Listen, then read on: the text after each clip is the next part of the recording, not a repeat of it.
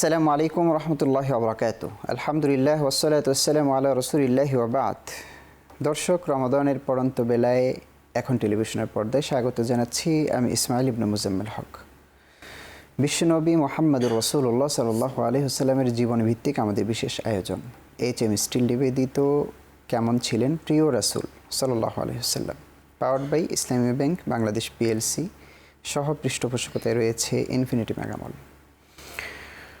দর্শক, প্রাণের চেয়ে প্রিয় তুমি নবী আমার সাল্লে আলা। আসলেই তিনি আমাদের প্রাণের চেয়েও প্রিয়।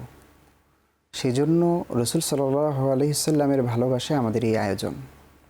আমরা যদি আজকের অনুষ্ঠানের শুরুতে আপনাদেরকে প্রশ্ন করি, কখনো কি দরুদ পড়তে গিয়ে চোখের অশ্রু ঝরেছে প্রিয় নবীর শানে? আমরা ভালোবাসার মানুষের সাথে অভিমান করে অথবা ভালোবাসার প্রমাণ দিতে গিয়ে কত কিছুই তো করি। রাসূল সাল্লাল্লাহু আলাইহি ওয়াসাল্লামের ভালোবাসার দাবিতে নীরবে চোখের পানি ঝরাতে পারা এটি একটি সৌভাগ্যের বিষয়। যার হৃদয়ে নবী প্রেম রয়েছে সেই এটি ফিল করতে পারে। আচ্ছা, যার ব্যাপারে কথা বলছি তিনি কি আমাকে কখনো ফিল করেছেন? আপনাদেরকে আজকের অনুষ্ঠানের শুরুতে জানাচ্ছি। সাহাবায়ে কেরামদের মজলিসে একদিন রাসূল সাল্লাল্লাহু আলাইহি ওয়াসাল্লাম বলছেন, আমি আমার ভাইদের সাথে যদি দেখা করতে পারতাম, আমার ভাইদেরকে খুব মিস করছি, মনে পড়ছে। সাহাবা আজমাইন জিজ্ঞেস করলেন, ইয়া রাসূলুল্লাহ, আমরা কি আপনার ভাই নই? রাসূল সাল্লাল্লাহু আলাইহি ওয়াসাল্লাম বলেছিলেন, তোমরা তো আমার সাহাবী, তোমরা আমার সাথী। আমার ভাই হচ্ছে তারা যারা আমার পরে আসবে, আমি তখন দুনিয়ায় থাকবো না, কিন্তু আমাকে না দেখেই তারা আমার উপর ঈমান আনবে, আমাকে ভালোবাসবে।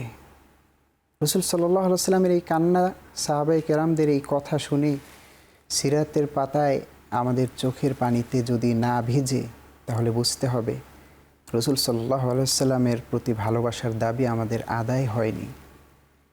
তিনি 1400 বছর পূর্বে আপনার জন্য কেঁদে গিয়েছিলেন। যে ভাইদের তিনি মিস করার কথা বলেছিলেন তার মধ্যে আমি একজন, আপনি একজন। সেই রাসূলকে আমরা কতটা ভালোবাসি? সেই রাসূলের সম্মানে যদি আঘাত আসে, আমরা ঈমানের দাবি পূরণ করতে গিয়ে কি ভূমিকা রাখতে পারি? আজকে আমাদের স্টুডিওতে রয়েছেন তরুণ প্রজন্মের একজন আলেম, মোহতারাম মাওলানা জুবায়ের আহমদ। আসসালামু আলাইকুম রহমতুল্লাহ। ওয়ালাইকুম আসসালাম রহমতুল্লাহ। মোহতারাম, বিশ্ব মানবতার জন্য তিনি নবী হয়ে এসেছেন, মানবাধিকার প্রতিষ্ঠায় তিনি কি করে গিয়েছেন, এই বিষয়টি আপনার মাধ্যমে উপহার দেব। রাসূলুল্লাহ সাল্লাল্লাহু আলাইহি ওয়াসাল্লাম, তাকে পাঠানো হয়েছে রাহমাতুল লিল আলামিন হিসেবে।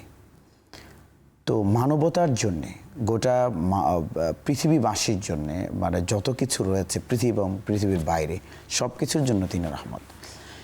বিশেষ করে তিনি মানবাধিকার, মানুষের অধিকার, হিউম্যান রাইটস তিনি প্রতিষ্ঠা করেছেন পৃথিবীতে। আমরা আধুনিক বিশ্বে হিউম্যান রাইটস বলতে মনে করি অনেক ক্ষেত্রে যে সাদা কালোর দ্বন্দ্ব, মানুষের সমতা ইত্যাদি ইত্যাদি, মানুষের অর্থনৈতিক অধিকার প্রতিষ্ঠা। কিন্তু মুহাম্মদুর রাসূলুল্লাহ সাল্লাল্লাহু আলাইহি ওয়াসাল্লাম একজন মানুষের জন্মের আগে থেকে মৃত্যুর পর পর্যন্ত যত রাইটস তার রয়েছে, অধিকার রয়েছে, সবগুলো অধিকার তিনি প্রতিষ্ঠা করেছেন। সুবহানাল্লাহ। আমরা প্রায়ই কোনো মানুষকে যখন জিজ্ঞেস করি তোমার নাম কি, নামটি যদি সুন্দর না হয় তাহলে সেই ছেলেটি কিন্তু বিব্রত বোধ করে। আপনি দেখুন, কোনো মানুষ যদি পিতার বুকে মাথা রাখতে না পারে, এক্স্যাক্টলি সে যদি না জানে যে তিনি আমার পিতা, এটা কিন্তু তার জন্য অনেক বড় একটা শূন্যতা। রাসূলুল্লাহ সাল্লাল্লাহু আলাইহি ওয়াসাল্লাম সেখানে বৈবাহিক সম্পর্কের মাধ্যমে একজন পিতা, স্বীকৃত একজন পিতার মাধ্যমে পৃথিবীতে আসার তাকে সুযোগ করে দিয়েছেন, যার মাধ্যমে সারাটি জীবন সে পিতাকে ফিল করবে, পিতাকে ছুবে, পিতাকে অনুভব করবে, কথা বলবে, গল্প করবে, মান করবে, অভিমান করবে। এরপরে যখন তার জন্ম হলো, তারপরে অনেকগুলো রাইটস রাসূলুল্লাহ সাল্লাল্লাহু আলাইহি ওয়াসাল্লাম দিয়েছেন।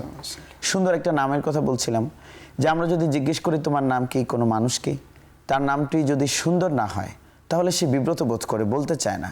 রাসূলুল্লাহ সাল্লাল্লাহু আলাইহি ওয়াসাল্লাম নির্দেশ দিয়েছেন যে তোমরা তোমাদের সন্তানদের সুন্দর অর্থবহ একটি নাম রাখো। এরপরে জন্মের পরপর তাকে তাওহীদের শিক্ষা দেওয়া, ডান কানে আজান, বাম কানে ইকামত দেওয়া, এগুলো মুহাম্মদুর রাসূলুল্লাহ শিখিয়েছেন। এই পৃথিবীতে মানবাধিকারের প্রথম প্রবক্তাই ছিলেন মুহাম্মদুর রাসূলুল্লাহ সাল্লাল্লাহু আলাইহি ওয়াসাল্লাম। এটি গায়ের জোরে বলা কোনো কথা নয়, পৃথিবীর this is the reality. G, reality. আমরা ছোট্ট একটু বিরতি থেকে ফিরে আপনার কাছে আসছি। দর্শক, সময় হলো বিরতির, আমাদের সাথেই থাকুন। দরুদ সালামের সাথে ফিরে আসছি একটু পরে ইনশাআল্লাহ। আল্লাহুম্মা সাল্লি ওয়া সাল্লিম ওয়া বারিক আলাইহি।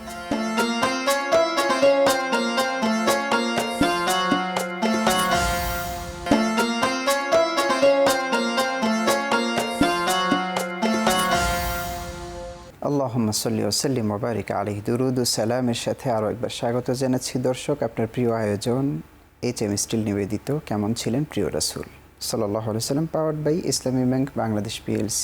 আমাদের সহ পৃষ্ঠপোষকতায় রয়েছে ইনফিনিটি মেগামল। আমরা প্রিয় নবীর জীবনী থেকে আজকে জানছিলাম মানবাধিকার প্রতিষ্ঠায় রাসূল সাল্লাল্লাহু আলাইহি ওয়াসাল্লামের ভূমিকাগুলো। আমরা চলে যাচ্ছি মুহতারাম জুবাইর আহমদ। ইসলামের ব্যাপারে যেসব বিষয়ে ইঙ্গিত করা হয়, আঙুল তোলা হয় যে ইসলাম আসলে কতটা মানুষের অধিকার দিয়েছে, আমি দু একটা জায়গায় আপনাকে বলি যে সাদা কালো মানুষের যে দ্বন্দ্ব, এটা পৃথিবীর শুরু থেকে চলে এসেছে। তো আজকের এই যে আধুনিক বিশ্বে আমরা দেখছি যে আমেরিকাতে, পশ্চিমা বিশ্বে, যাদেরকে আমরা খুব সভ্য পৃথিবী মনে করি, তাদের সেখানে কালো মানুষগুলো এখন পর্যন্ত অন্যদের তুলনায়, শ্বেতাঙ্গের তুলনায় তারা যে সমতা সেটা তারা পায়নি। মুহাম্মদুর রাসূলুল্লাহ সাল্লাল্লাহু আলাইহি ওয়াসাল্লাম যখন প্রেসিডেন্ট ছিলেন, সেই সময়ে বেলাল নামের একজন কালো চামড়ার মানুষকে, তার চুল এলোমেলো, দাঁত ভাষা, খুব ভালো করে স্পষ্ট করে কথা বলতে পারেন না, জড়তা রয়েছে, এমন একটি মানুষকে মুহাম্মদুর রাসূলুল্লাহ মসজিদে নববীর প্রথম মুয়াজ্জিনের মর্যাদায় দাঁড় করিয়ে তিনি মার্টিন লুথার, নেলসন ম্যান্ডেলা থেকে 1300-1400 বছর আগে সাদা কালো মানুষের দ্বন্দ্ব গুছিয়ে তিনি মানবাধিকার প্রতিষ্ঠা এবং জায়গাটা তো আল্লাহ নবীর পরেই, অর্থাৎ একদম ঠিক পরে, একদম। এবং কত বড় মর্যাদার একটা জায়গা সেখানে থাকে, এবং সেখানে তিনি কালো মানুষকে বাদ দেননি। তো মানবাধিকারের যে চ্যাপ্টারগুলো রয়েছে এগুলো তো অনেক বিশদ বিষয়। মানবাধিকার মানে শুধু শ্বেতাঙ্গ কৃষ্ণাঙ্গে না, আপনি শ্রমিকের অধিকারের কথা দেখেন, আপনি নারীর অধিকারের কথা দেখেন, যে যেখানে প্রত্যেকটি সেক্টরে রাসূলুল্লাহ সাল্লাল্লাহু আলাইহি ওয়াসাল্লাম মানুষের সমতা। আমরা দেখি বর্তমান পৃথিবীতে এখনও মসজিদের বিষয়টা দেখুন, যে মসজিদে একজন গরিব মানুষ তিনি যদি আগে চলে যান, ইভেন বাইতুল্লাহর চত্বরে পৃথিবীর নানা পেশার মানুষ ঢুকছে, কিন্তু সবার, নানা শ্রেণীর মানুষ ঢুকছে, কিন্তু সবার পোশাকে, সবার আওয়াজে, সবার কণ্ঠে সেখানে সমতা প্রতিষ্ঠিত করে দিয়েছে। এবং মদিনা সনদের মাধ্যমে তিনি শুধুমাত্র মুসলিমদের না, মানবাধিকার বলতে সকল ধর্মের মানুষদের রাসূলুল্লাহ সাল্লাল্লাহু আলাইহি ওয়াসাল্লাম মৌলিক অধিকার, রাষ্ট্রের অধিকার যেমন নিশ্চিত করেছেন, ঠিক তেমনি সকল ধর্মের মানুষের স্বাধীনতা, নিরাপত্তা কিন্তু নিশ্চিত করেছেন। এবং সমতাটা, ইকুয়ালিটিটা কিন্তু একদম ইসলাম মুহাম্মদুর রাসূলুল্লাহর হাত ধরে পৃথিবীতে প্রতিষ্ঠিত হয়েছে। আমরা দেখি যে আজকের একটা মসজিদে যদি একজন গরিব মানুষ আগে চলে আসে, তাহলে কিন্তু তার শরীরে যদি ঘামও থাকে, যদি একটু গন্ধও থাকে, এটা ইসলাম অপছন্দ করে, বাট এই কারণে কিন্তু তাকে পেছনের কাতারে দেওয়া হবে না। বরং একজন শ্রমিকেরও অধিকার রয়েছে, ইমামের ঠিক পেছনের কাতারে তিনি দাঁড়াতে পারবেন, এটা তার অধিকার রয়েছে। এই যে সমতাটা মুহাম্মদুর রাসূলুল্লাহ সাল্লাল্লাহু আলাইহি ওয়াসাল্লাম প্রতিষ্ঠা করে এই পৃথিবীতে, আধুনিক বিশ্বে যারা মানবাধিকার বলে এই পৃথিবীতে কোথাও মানবাধিকার লঙ্ঘিত হতে দিবে না বলে, তারা মুসলিম, তাদের কোনো ভূমিকা সেখানে নেই। শুধুমাত্র মানবাধিকার দিয়ে কোথায় অনাকাঙ্ক্ষিত কিছু একটু ঘটলো, ইসলামকেই টার্গেট করে। মুহাম্মদুর রাসূলুল্লাহ সাল্লাল্লাহু আলাইহি ওয়াসাল্লাম যে হিউম্যান রাইটস তিনি প্রতিষ্ঠা করেছেন, এটা মুসলিম নন মুসলিম এখানে কোনো ফ্যাক্ট না, সবার জন্য সমান, একজন অমুসলিম অধিকার পাবে। রাসূল সাল্লাল্লাহু আলাইহি ওয়াসাল্লামের এই আদর্শ তিনি মানবাধিকার প্রতিষ্ঠা করেছেন, এবং আজকের পৃথিবীতে আমরাও চেষ্টা করছি, জাতিসংঘ চেষ্টা করছে, কিন্তু পারছে না। সুতরাং আমরা তার আদর্শ প্রতিষ্ঠিত হলে চ্যালেঞ্জের সাথে বলতে চাই বিদায় বেলায় যে রাসূল সাল্লাল্লাহু আলাইহি ওয়াসাল্লামের আদর্শটা ফলো করলে ইসলামে আসতে হবে না। উনি মদিনা সনদে যে ধারাগুলো দিয়েছেন, সত্যিকার অর্থেই যদি এইটি প্রতিষ্ঠিত করা যায়, সকল ধর্মের মানুষের মৌলিক অধিকার রক্ষা হবে। শুকরিয়া, জাযাকাল্লাহ। দর্শক, আপনাদের থেকেও বিদায় নিয়ে নিচ্ছি। আজকের পর্বটা একটু ব্যতিক্রম। মানবাধিকার প্রতিষ্ঠায় রাসূল সাল্লাল্লাহু আলাইহি ওয়াসাল্লাম যা করে গিয়েছেন, আমরা সকলের প্রতি আহ্বান করব, ধর্মকে প্রাধান্য আমরা দিতে হবে না, ইসলামকে প্রাধান্য দিতে হবে না। পৃথিবীর শ্রেষ্ঠ মানুষ, সকল প্রাণী জগতের উপর তিনি রহমত ছিলেন, মানুষ তো আছেই। সেই নবীর আদর্শ যদি আমরা ফলো করতে পারি, অবশ্যই পৃথিবীতে শান্তিতে আমরা বসবাস করতে পারবো। আল্লাহ তাআলা আমাদেরকে তৌফিক দান করুন। ইনশাআল্লাহ আগামী দিন দেখা হবে। আসসালামু আলাইকুম ওয়া রাহমাতুল্লাহি ওয়া বারাকাতুহু।